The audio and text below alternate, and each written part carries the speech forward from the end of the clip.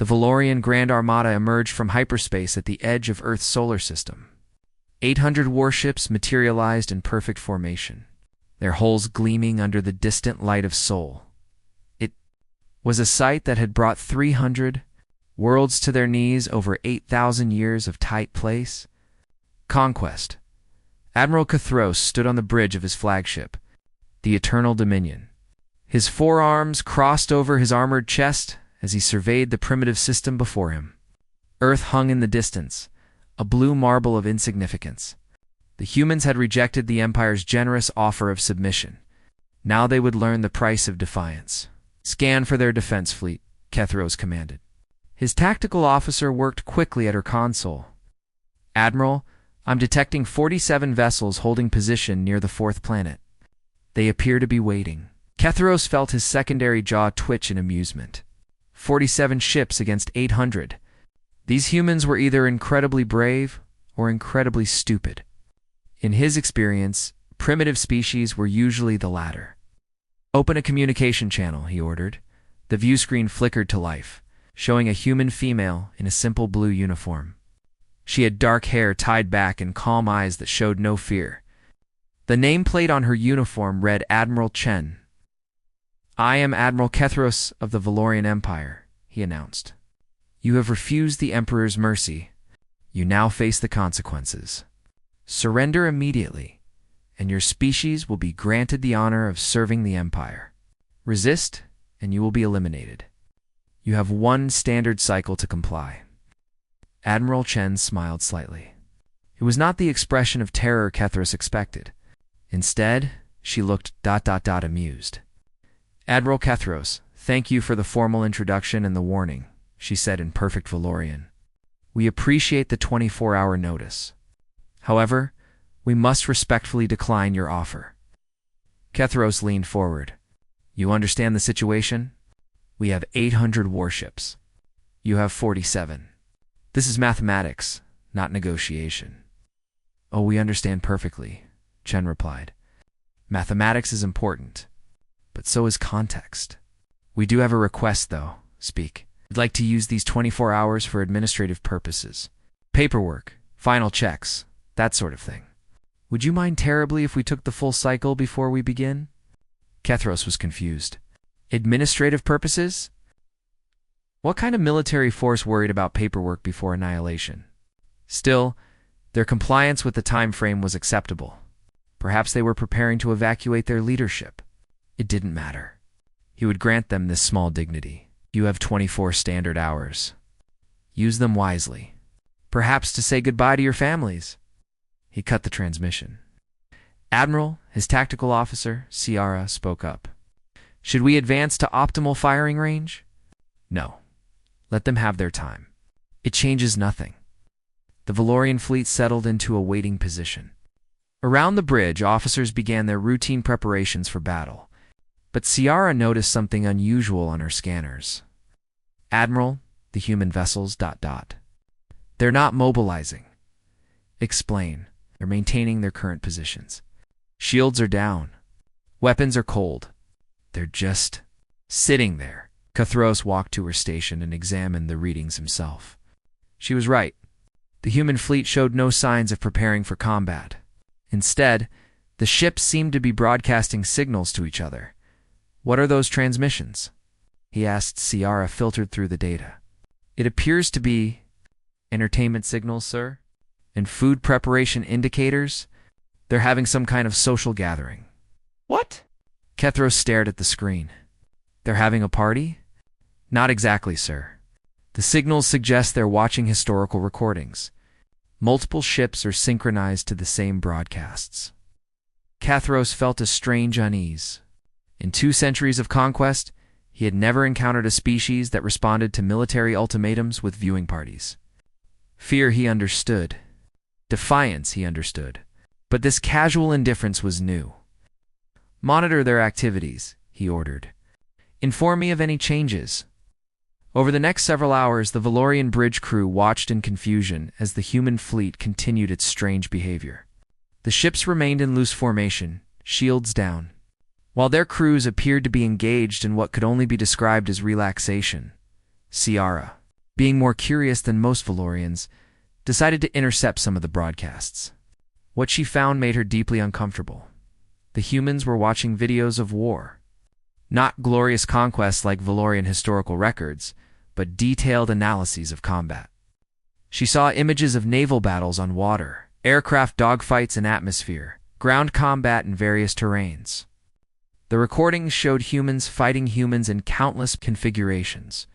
What disturbed her most was the clinical nature of the presentations. These weren't propaganda films celebrating victory. They were educational materials, dissecting tactics, strategies, and mistakes. The humans narrating the videos spoke about warfare the way Valorian scientists discussed physics as a subject to be studied, understood, and mastered. She brought her findings to Admiral Kethros as the 24 hours neared completion. "I believe you should see this." She displayed a compilation of human military history. Thousands of years of constant warfare.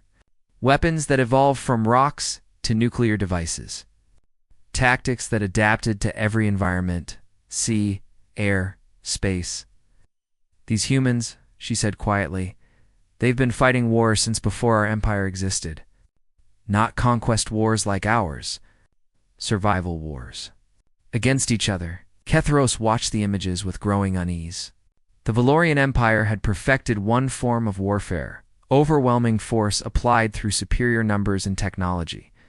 These humans seemed to have experimented with every possible variation of combat. "It's just primitive planetary conflict," he said, trying to dismiss his concern. "It means nothing against a true space force." "Perhaps," Ciara said. "But Admiral, there's something else. I accessed their public networks. They've been studying us." "What do you mean?" "Every battle the Valorian Empire has fought in the last 200 years. Every tactic. Every formation, every strategic decision. It's all documented in their military academies. They've been analyzing us for decades." Before Kethros could respond, a new transmission came through from Admiral Chen. Her face appeared on the screen again. Still calm, still slightly amused. "Admiral Kethros, the 24 hours have concluded. We've completed our preparations. We're ready now." She paused, and her smile widened just a fraction. "Please begin your attack at your convenience. We'll be waiting." The transmission ended. Kethros stared at the empty screen. Something about the human's tone, her complete lack of fear, sent an unfamiliar sensation through his body. After 2 centuries of conquest, he suddenly felt something he hadn't experienced in decades. "Doubt. All ships," he commanded. "Advance to attack positions. Raise shields.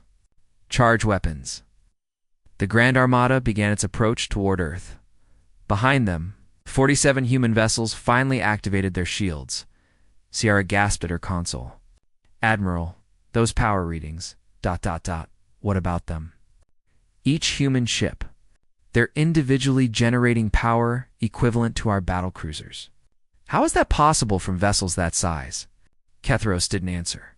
He simply watched as the human fleet began to move, not in retreat, not in panic, but with the calm precision of a species that had done this before, many, many times before.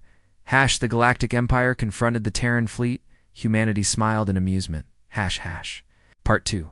The history lesson: the Valorian fleet moved through space in perfect formation. 800 ships advancing like a tide of metal and firepower. On the bridge of the Eternal Dominion, Admiral Kethros felt his confidence returning. Whatever tricks these humans had, they couldn't overcome simple mathematics. But Ciara couldn't shake her unease. While the rest of the bridge crew prepared for what they assumed would be a quick victory, she continued analyzing the human broadcasts from the previous day. The more she watched, the more disturbed she became. She pulled up a recording labeled "The Pacific Campaign." It showed humans fighting each other across vast oceans using primitive watercraft. The tactics were complex carriers, submarines, supply lines, island hopping. These were humans who had never left their own planet, yet they had mastered 3-dimensional naval warfare across a globe. Another file showed aerial combat. Humans and small craft engaging in close-range dogfights. developing tactics for combat in atmosphere with limited fuel and ammunition. They called it energy management and situational awareness. The level of skill required was extraordinary. Then there were the ground campaigns. Humans fighting in frozen tundra, scorching deserts, dense jungles, and ruined cities. Every environment, every condition, they had names for different approaches: blitzkrieg, guerrilla warfare, combined arms, attrition, maneuver warfare. But what truly frightened Ciara was the analysis that accompanied each recording. Human military historians didn't just celebrate victories, they dissected failures with brutal honesty. Every loss was examined, understood, and learned from. Mistakes were documented and studied so they would never be repeated. The Valorian Empire had been dominant for so long that they had stopped learning. They used the same tactics that worked 8,000 years ago, because they always worked. Why change what wasn't broken? These humans seemed to operate on a different principle. Everything could be improved. Everything could be adapted, and complacency was death. Ciara accessed more human data networks, careful not to trigger any security alerts. She found their military academy's curriculum. Officers were required to study not just human warfare, but alien warfare as well. Then she found the files on the Valorian Empire. Her hands trembled as she opened document after document. The humans had detailed analyses of every major Valorian military campaign in the last 2 centuries. Every battle formation, every tactical decision, every strategic doctrine. The Battle of Cressex Prime documented and analyzed. The Siege of Tarthos, war-gamed from multiple angles. The Quellan suppression, dissected for tactical patterns. The humans had even created simulation programs where their officers could practice fighting against Valorian tactics. Thousands of officers, running thousands of scenarios, learning every possible way to counter the Empire's strategies. Tamira called out, "I need to show you something." Kethros was coordinating the advance and dismissed her with a wave. "Not now. We're 30 minutes from optimal firing range. Admiral, this is important. The humans have been preparing for this. Every species prepares, Ciara. It never helps. Not like this, sir, please." Something in her voice made Kethros pause. He walked to her station, irritation clear in his posture. This had better be significant. Ciara displayed the human military databases. "They've studied every battle we've fought, every formation, every tactic, every response to specific situations. They've been gaming out how to fight us for decades." Kethros examined the data. His irritation faded, replaced by concern. "This is ... thorough. It gets worse, sir." She pulled up another file. "These are human historical conflicts. They've spent their entire history fighting wars. Not conquests, like ours, survival wars. Wars where losing meant extinction." She played a clip from something called World War II, humans fighting across multiple continents simultaneously, coordinating millions of soldiers, managing logistics that spanned oceans, developing new weapons mid-conflict. The scale was staggering for a species confined to one planet. "They fought this war with primitive technology," Ciara explained. "Before they had computers. Before they reached space, they were coordinating global warfare with paper and radio." Another clip showed something called the Cold War, decades of strategic planning, proxy conflicts, and game theory. Humans had developed entire branches of mathematics just to understand warfare better. Admiral Ciara said quietly, "The Valorian Empire perfected one type of warfare. We're very good at it. But these humans? They've experimented with every possible type of warfare. They've fought in every condition, against every kind of opponent. They've lost battles and learned from them. They've won battles and still looked for ways to improve." Petros was silent, watching the recordings. A human general from centuries past spoke about adapting to enemy tactics. A philosopher discussed the nature of conflict. A historian analyzed why certain strategies failed. "Send this to my personal console," Kethros ordered. "I'll review it fully after the battle." "Wait, sir, perhaps we should review it before we have 800 ships, Ciara. They have 47. All the historical analysis in the galaxy doesn't change those numbers." But his voice lacked its earlier certainty. The fleet continued its advance. The human vessels had spread out into what appeared to be a random scatter pattern. No defensive line, no concentrated force. They seemed to be deliberately avoiding standard military formations. Tactical analysis? Kethros requested. Unclear, sir. Their positioning makes no strategic sense, according to established doctrine. They're neither defending Earth directly, nor attempting to establish a choke point. Perhaps they're simply disorganized. But Ciara didn't think so. She pulled up more human military history, focusing on unconventional tactics, guerrilla warfare, asymmetric combat, decentralized command structures. One quote from a human military theorist stood out. If we're fighting by the enemy's rules, we're already losing. Admiral Ciara said urgently, I don't think they're disorganized. I think they're refusing to fight the battle we expect. What do you mean? Every species the Empire has conquered learned warfare from watching us or from standard military principles. They all fight the same way, so we always know how to counter them. But these humans developed warfare independently. They might not follow rules we consider universal. Kethros studied the scattered human fleet. For the first time in his career, he felt uncertain.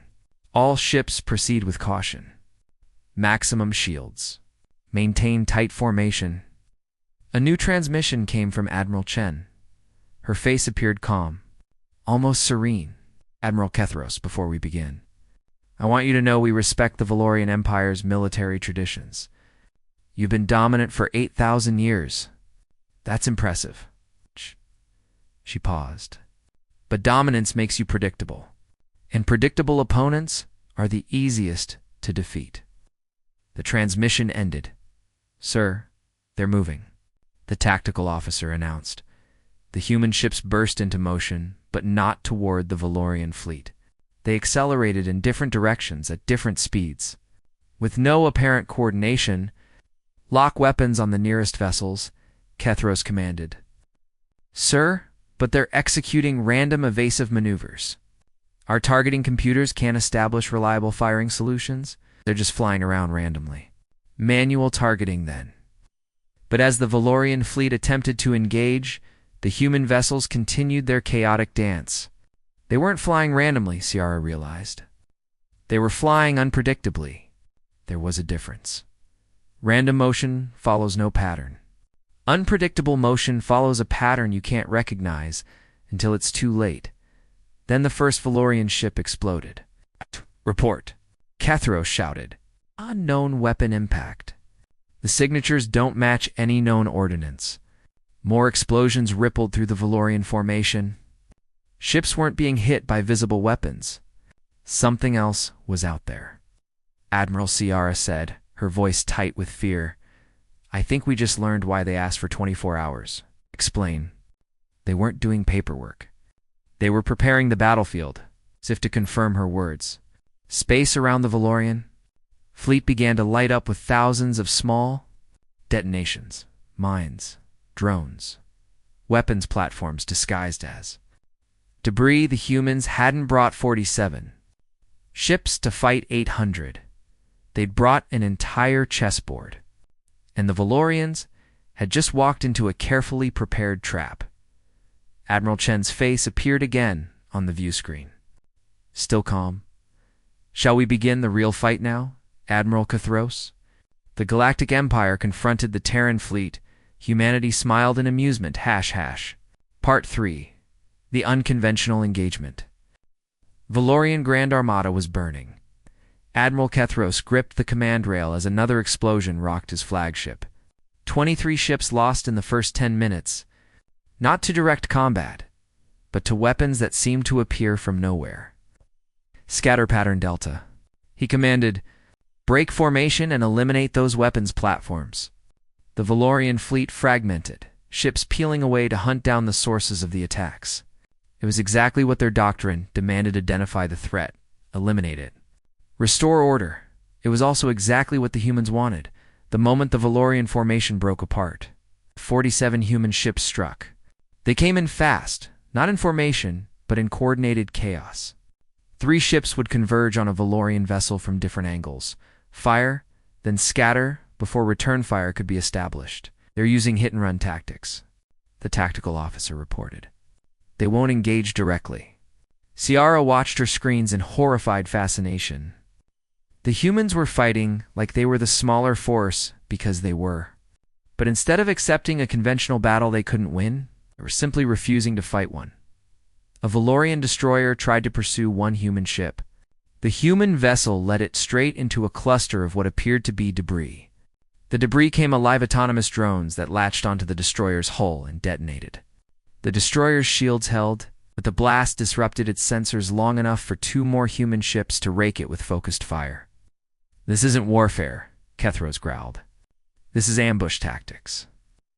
Sir Ciara said carefully, "Perhaps that's the point. They're not trying to outfight us in direct combat. They're making direct combat impossible." Another explosion. Another Valorian ship crippled. Kethros ordered, "We'll create a defensive sphere and force them to engage properly." The Valorian fleet began to contract, pulling back into a tighter formation. It should have been a sound defensive move. In any conventional battle, it would have been. But as Ciara was learning, humans didn't do conventional. The human ships didn't press their attack. Instead, they retreated to maximum weapons range and simply waited, hanging in space like predators watching prey. "Why aren't they attacking?" Kethros demanded. Ciara was running calculations on her console. "Sir, I think they're analyzing our new formation. They're looking for weaknesses." There are no weaknesses in a defensive sphere. But even as he said it, Kethros knew it wasn't true. There were always weaknesses. It was just that most species didn't have the experience to find them quickly. Humans, apparently. Did the attack came from an unexpected vector above the Valorian formation's ecliptic plane? Human ships dove from what had been an irrelevant direction in 3-dimensional space, fired specialized missiles that didn't target ships but rather created massive electromagnetic pulses, then vanished before the Valorian point defense could respond. Half the Valorian fleet's targeting systems went offline. In that moment of chaos, the real attack came. Not from the human ships, but from thousands of small drones that had been drifting passively in space, looking like debris. They activated simultaneously, swarming toward the Valorian defensive sphere from every direction. The Valorians fired frantically, destroying hundreds of drones. But there were thousands. And while the fleet focused on the drones, the human ships attacked the gaps in their defense. It was a symphony of coordinated chaos. And the humans were conducting it perfectly. They're everywhere. A junior officer shouted, "How are they coordinating without a command center?" Ciara understood. Decentralized command structure. Each human ship is operating independently, but following a shared strategy. There's no command center to target, no command hierarchy to disrupt. Kethros was breathing hard, his forearms working multiple controls as he tried to regain initiative. "We're the Valorian Empire? We've conquered 300 worlds. We will not be defeated by one primitive species." He opened a channel to all ships. "Grand Armada, Offensive Formation Omega. We're going straight through their lines to Earth. Let's see them stop a concentrated assault."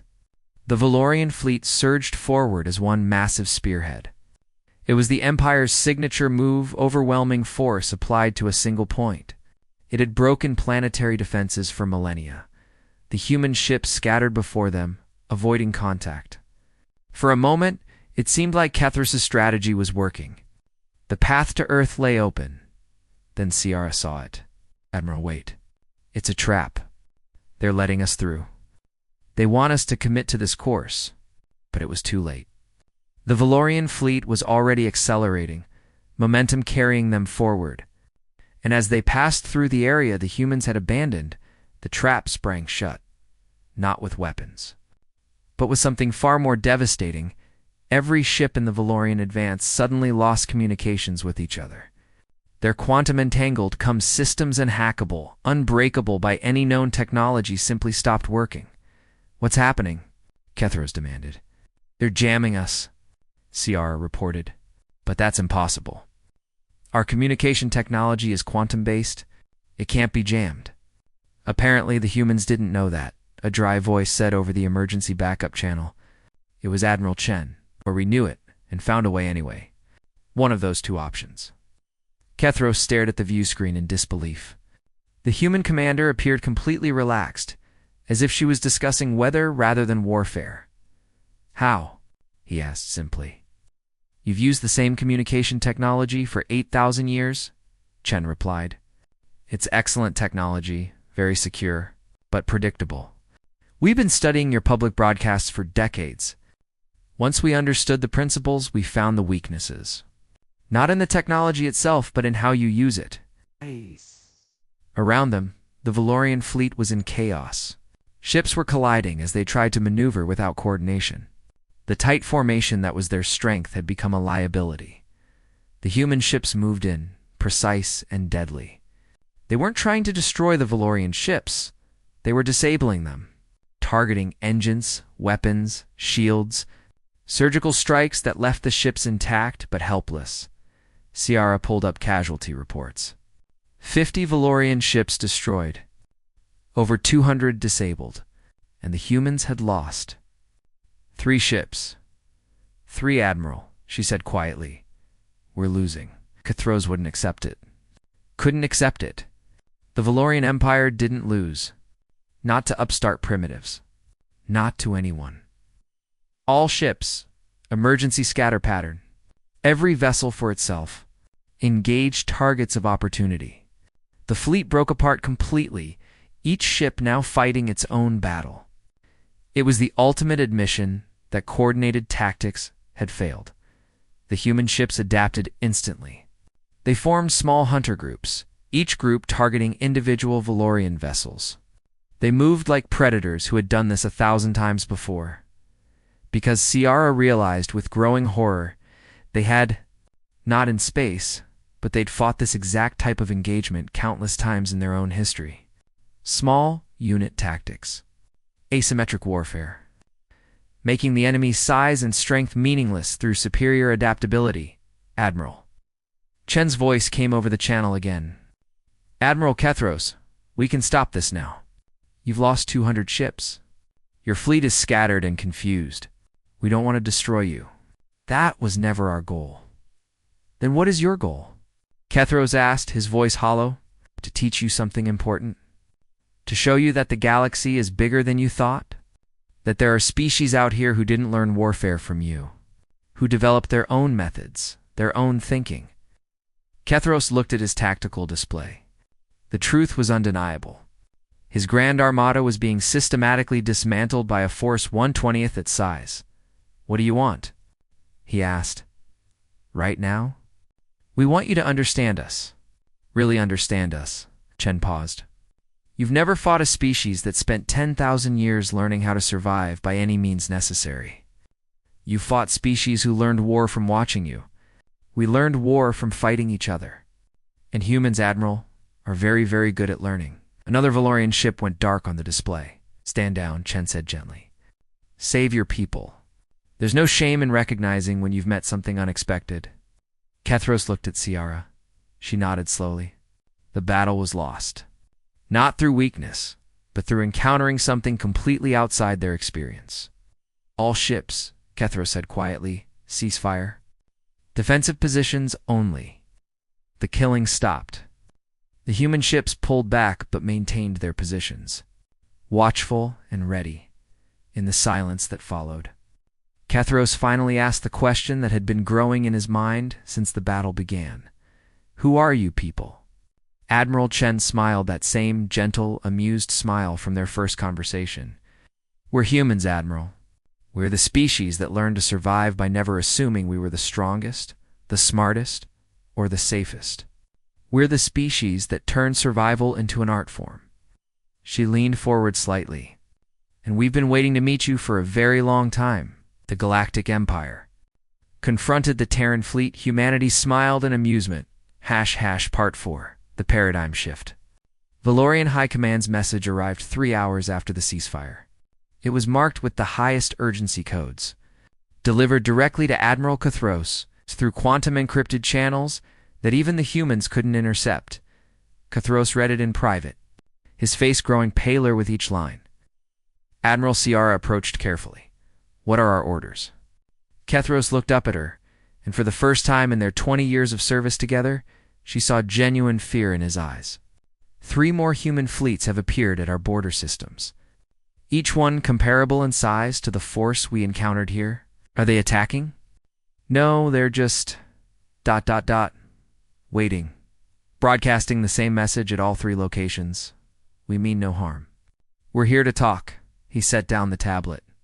The High Command has ordered us to withdraw immediately and escort human diplomatic representatives to the Imperial capital. Ciara felt a chill run through her body. "Sir, how many ships do the humans actually have?" "We don't know." That's what terrifies the High Command. We thought we knew everything about Earth's capabilities. We were wrong. He stood, adjusting his uniform. "They want me to invite Admiral Chen to visit the Empire. To discuss... terms." "We're not surrendering?" "Of course not. But we're not attacking either. The High Command wants to understand what we're dealing with." Kethros paused. "I think they're as shocked as we are. For the first time in 8,000 years, the Valorian Empire has encountered something it doesn't understand." Admiral Chen accepted the invitation with grace. She arrived aboard the Eternal Dominion with a small diplomatic team. Unarmed and seemingly unconcerned about being surrounded by hundreds of Valorian ships, Kethros met her in the flagship's main conference room. Ciara attended as well, her curiosity overcoming her apprehension. Admiral Chen Kethros greeted her formally. "Welcome aboard." "Thank you, Admiral Kethros. This is quite a ship. Beautiful design." Chen looked around appreciatively, seemingly unbothered by the circumstances. "Before we discuss politics, I have a question. May I speak frankly?" "Please do. Why did you stop fighting? You still had 400 ships? You could have inflicted significant damage, maybe even broken through to Earth." Kethros was quiet for a moment, because I realized something during our engagement. You weren't fighting to destroy us. Every tactical choice you made was designed to disable rather than kill. You could have done far more damage, couldn't you? Chen nodded. We prepared for the possibility that we might need to destroy your entire fleet. But that was never our preferred outcome. Why not? Because war is the worst way to make first contact. We've made that mistake before in our own history. Too many times. She sat down at the conference table. "Admiral, may I show you something?" She produced a small holographic projector and activated it. Images appeared above the table. Human history, but different from what Ciara had seen before. These weren't battles. They were the aftermath. Destroyed cities. Devastated landscapes. Memorials to the dead. "This is Earth after what we call World War I, Chen explained. 17 million dead. We thought it was the war to end all wars. We were wrong." Another image. More destruction, on a larger scale. World War II, 75 million dead. We developed weapons that could destroy entire cities in seconds. We used them. More images followed. Smaller conflicts, but each one showing the same thing: destruction, suffering, loss. For thousands of years, we killed each other. We got very good at it. Extremely efficient. Chen's voice was soft but intense. And then something changed. After our last great war, we looked at what we'd done and asked ourselves a question. What if we took all that experience, all that knowledge about how to destroy, and used it to build instead? "You're saying you learned compassion from violence?" Kethros asked skeptically. "No, we learned that compassion is the only thing that makes survival worthwhile. Victory without honor, conquest without purpose, it's just destruction for its own sake." She looked directly at him. "Your empire conquered 300 worlds. But what did you build? What did you create that will outlast your fleets?" Kethros had no answer. SIA spoke up for the first time. "You mentioned your last great war. When was that?" "Almost 300 years ago? Small conflicts since then, but nothing global. Nothing existential." Chen smiled sadly. We spent 300 years learning to talk to each other instead of killing each other. It wasn't easy. Many people thought we'd forgotten how to be strong. But you didn't forget, Ciara said. No, we just changed what strength means. Being able to destroy is easy. Being able to choose not to destroy, that's harder. That requires real power. A new message interrupted their conversation. It was from the human diplomatic fleet at the Valorian border system of Krethos Prime. Chen read it and sighed. Admiral, I'm afraid we have a situation. One of your regional commanders has decided to test our resolve. He's attacking our fleet at Krethos. Kethros felt his stomach drop. I'll order him to stand down immediately. Already handled, Chen interrupted. We're disabling his ships now. No casualties. But this raises an important point. She pulled up tactical displays showing the engagement at Krethos Prime.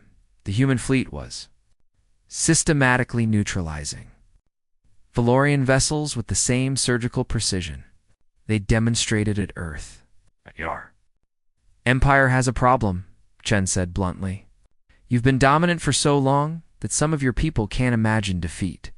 They'll keep testing us, keep pushing, until someone does something catastrophic. What do you suggest? Kethros asked, though he dreaded the answer. I suggest you let me take you to Earth, you and your officers. Let us show you what we've learned. Not just about warfare, but about what comes after.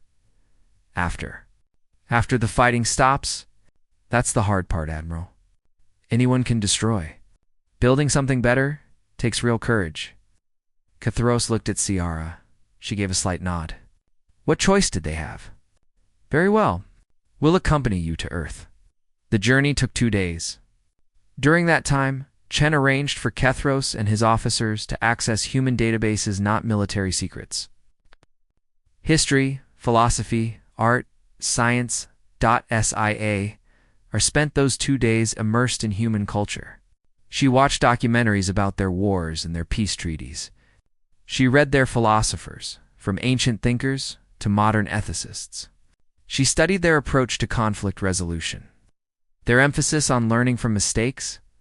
What struck her most was how openly humans discussed their failures. The Valorian Empire erased its mistakes, buried its losses, and maintained a facade of invincibility. Humans documented everything: victories and defeats, triumphs and atrocities. They studied their worst moments as intensely as their best. When they finally approached Earth, Kethros stood on the observation deck of the human transport ship. Staring at the blue planet, "It's beautiful," he admitted. Chen joined him at the viewport. "It's home. Only home. For now, at least. We've established colonies on other worlds in our system, but Earth is where we began, where we fought all our wars, where we learned all our lessons. How many died in those lessons? Too many." Chen was silent for a moment. "That's why we want to share what we learned, so others don't have to repeat our mistakes." A massive space station orbited Earth, clearly military, but also clearly something more. Gardens were visible through transparent sections. Research facilities. What looked like museums? "Is that a military installation?" Kethros asked. It was. Now it's the Terran Diplomatic and Cultural Institute. We converted it 5 years ago when we decided we were ready to meet other species. Chen smiled. We've been preparing for this moment for decades, preparing to share what we've learned. And if we'd attacked Earth with everything we had, if I'd ordered my fleet to glass your planet, Chen's expression grew serious, then you would have discovered that what you saw at the battle was us being gentle. We showed you our defensive capabilities, our ability to disable and deter. We didn't show you what we can do when we stop being gentle. You were holding back. Always, in every encounter with your fleet, we had weapons and strategies we didn't use, because using them would have meant killing people we want to talk to, not destroy. Kethros felt the weight of that revelation. The humans had defeated his Grand Armada while deliberately limiting themselves. The question wasn't whether humans could fight. It was whether anything in the galaxy could stop them if they truly wanted to win. But they didn't want to win. They wanted to teach. "What happens now?" he asked. "Now," Chen said, "you meet the rest of humanity. You see what we built after we stopped fighting ourselves? And then you get to make a choice. What choice? Whether the Valorian Empire continues down the path of conquest, or whether you're ready to learn a different way. She looked out at Earth. We've been where you are. We know what it's like to believe strength means domination. We learned better. The question is, are you ready to learn too? Kethros looked at the planet below, at the converted military station, at AdmiralChen's.com, patient face. The Valorian Empire had ruled the galaxy for 8,000 years through force. These humans were offering something far more dangerous than military defeat. They were offering the possibility of change. The Galactic Empire confronted the Terran fleet. Humanity smiled in amusement. Part 5. The new understanding. The shuttle descended through Earth's atmosphere, carrying Admiral Kethros and his officers toward the surface. Through the viewport, Kethros watched cities pass below, massive urban centers connected by transportation networks. Green spaces integrated throughout, evidence of a civilization that had learned to build rather than conquer. How many live on Earth? He asked Admiral Chen. 12 billion. We've spread to other worlds in our system, but most of us still call Earth home. 12 billion. The entire Valorian Empire, spread across 300 conquered worlds, numbered only 8 billion. These humans had built a civilization more populous than the Empire on a single planet. The shuttle landed at a facility that Chen called the Terran Military Academy. It didn't look like any military installation Kethros had ever seen. There were training grounds, yes, but also libraries, gardens, and what appeared to be memorial spaces. A human general met them at the landing pad. He was older, with gray hair and scars visible on his weathered face. His uniform bore no excessive decoration, just his rank insignia and a few simple ribbons. Admiral Kethros, the general, greeted him in serviceable Valorian. I'm General Martinez, commandant of this academy. Welcome to Earth.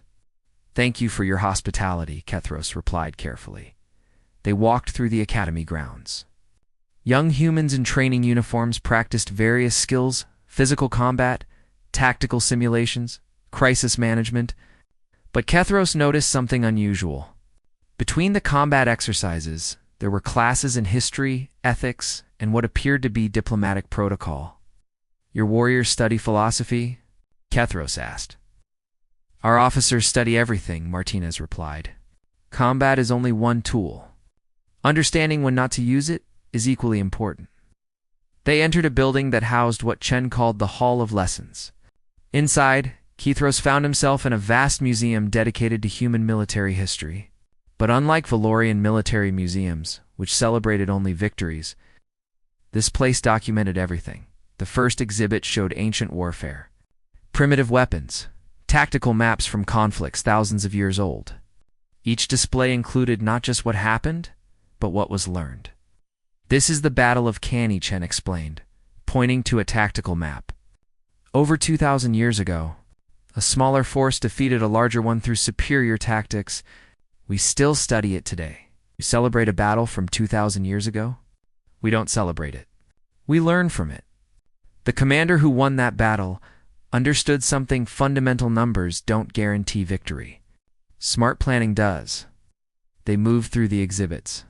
Each era of human warfare was documented: naval combat, aerial warfare, mechanized battles, space conflicts.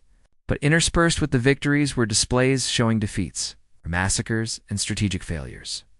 One entire wing was dedicated to what humans called their worst moments: genocides, war crimes, battles where tactical genius led to moral catastrophe. Ciara stopped at one display, showing images from something called the Holocaust. Millions of civilians murdered in an industrial process of extermination. Why do you show this? She asked quietly. This brings no honor to your species, Chen agreed. It doesn't. But pretending it didn't happen brings even less. These are the things we did when we let ideology override our humanity. We remember them, so we never forget what we're capable of when we lose our way. Kethros understood suddenly. The Valorian Empire erased its failures, maintained the illusion of perfection. These humans documented their worst moments and forced every generation to confront them. You teach your warriors to feel shame? He asked.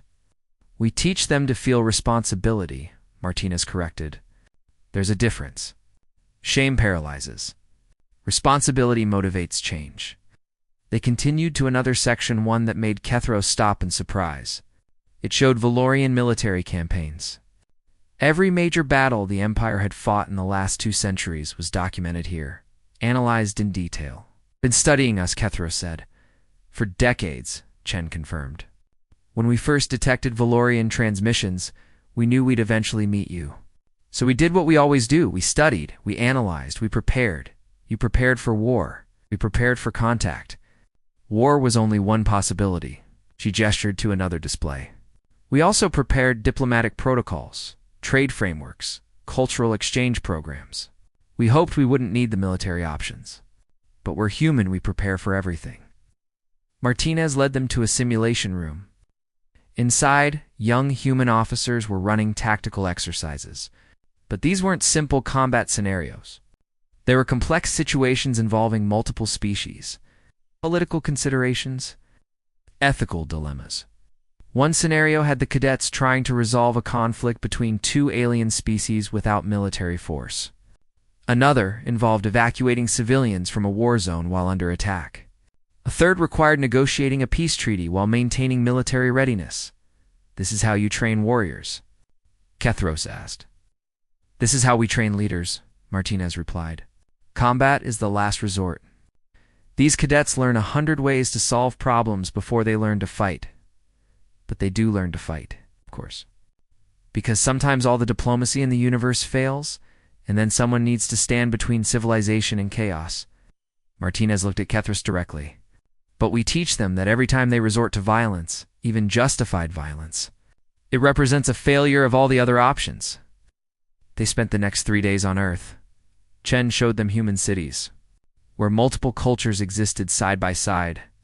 They visited the United Nations building, where human nations that had once fought brutal wars now worked together to solve global problems. They saw human research facilities, developing technologies for peaceful purposes, medicine, agriculture, environmental restoration.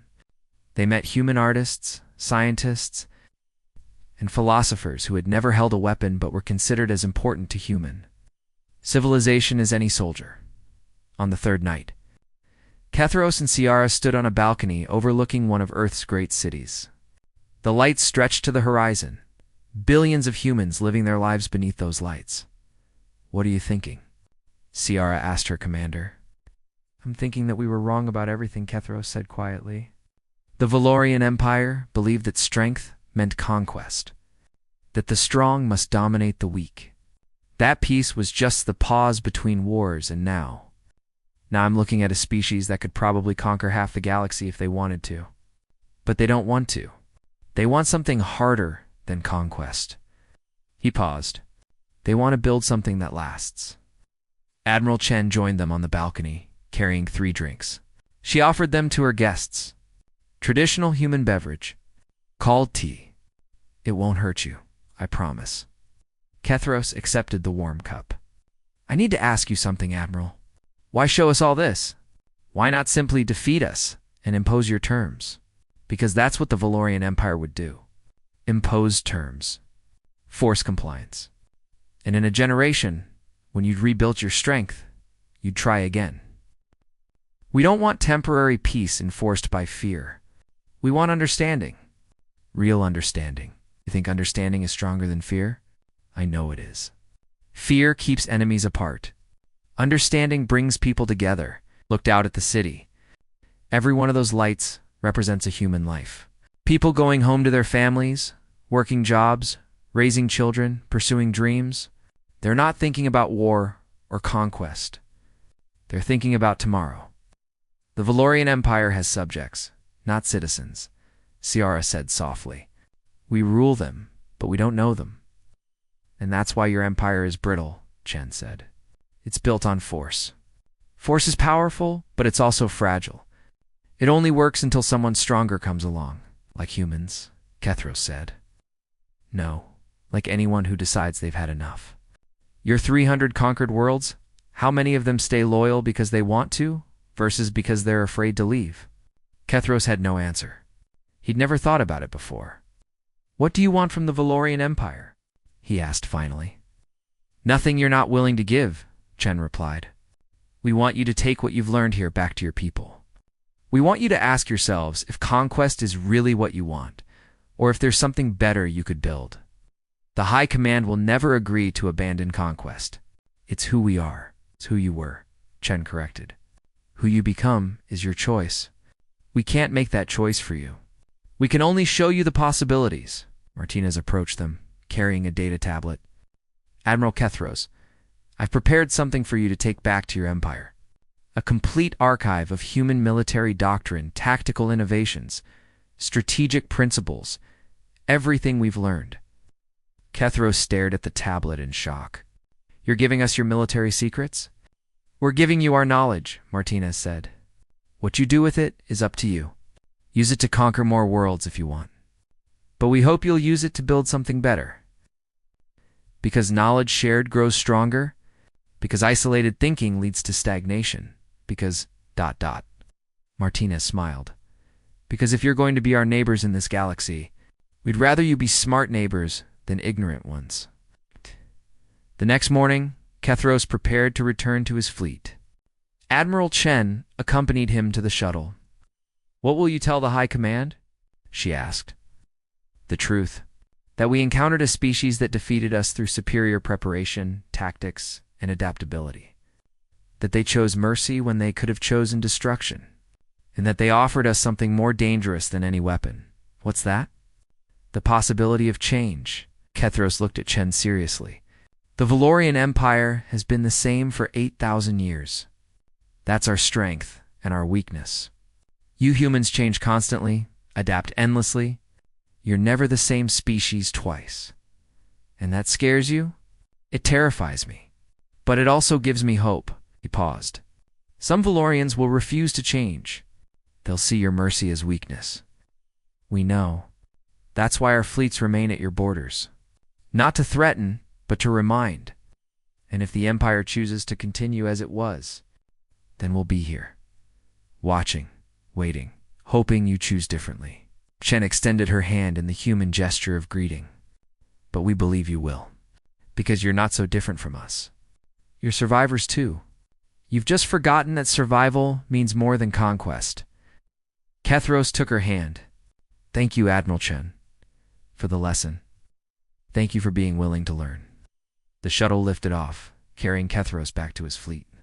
From orbit, he watched Earth recede, a small blue planet that had somehow produced a species capable of challenging the galaxy's greatest empire, not through strength alone, but through wisdom earned from 10,000 years of hard lessons. When he reached the Eternal Dominion, the entire bridge crew waited to hear what he would report to the High Command. Tell them, Kethros said, that the Valorian Empire has encountered humanity, and that nothing will ever be the same again. Ciara smiled slightly. Sir, should we be concerned about the High Command's response? Probably. Change is always resisted, but it's also inevitable. He pulled up the data tablet Martinez had given him and began reviewing humanity's military archives. The Empire can choose to learn from these humans, or it can choose to be left behind by them. Either way, the galaxy has changed. He looked at his crew. Young Valorians who had known only conquest, only the old ways. They deserved better than endless war. Prepare a message to all ships, Kethros ordered. We're returning to Imperial space. But first, I want every officer to review these human archives. I want them to see what we saw. I want them to understand what's possible. If they refuse to change, Ciara asked. Kethros looked out at the stars. Somewhere out there, human fleets were watching, waiting, hoping the galaxy would choose wisdom over war. Then at least we gave them the chance, he said. At least we tried. That's more than the Empire has done in 8,000 years. The Valorian Grand Armada turned toward home, carrying with it the seeds of revolution, not of violence, but of thought. The galaxy's greatest empire had encountered a species that defeated them not through conquest, but through offering them something they'd never imagined. The choice to become something better than what they were. And in the end, that was the most human victory of all.